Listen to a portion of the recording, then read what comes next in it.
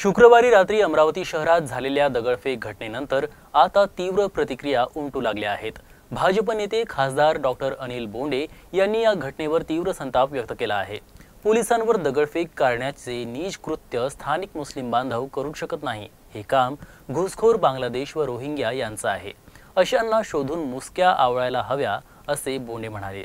तर पोलिसांनी ज्या पद्धतीने तातडीने स्थिती हाताळली ते कौतुकास्पद आहे।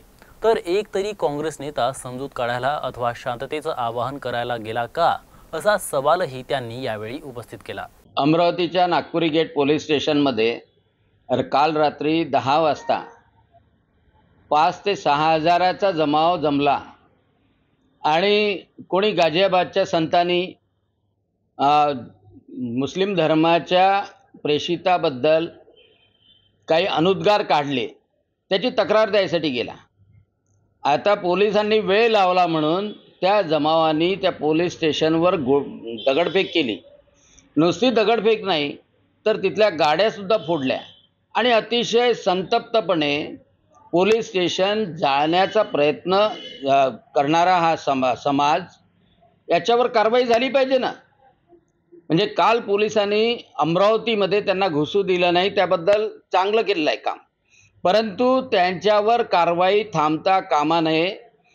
आणि यामध्ये तिथले बुजुर्ग लोक सांगतात की बाहेरून आलेले मुस्लिम आहे।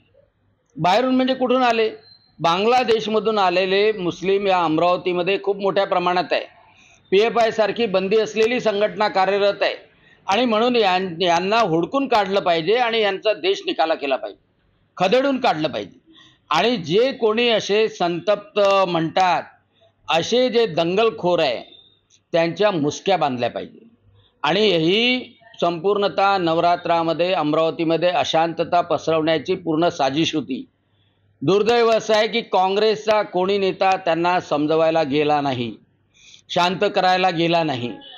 आणि अमरावती आज वणव्याच्या काठावर उभी आहे आणि म्हणून पोलिसांनी कडक कारवाई करावी अशी मी गृहमंत्री आणि मुख्यमंत्र्यांनाही विनंती करतो।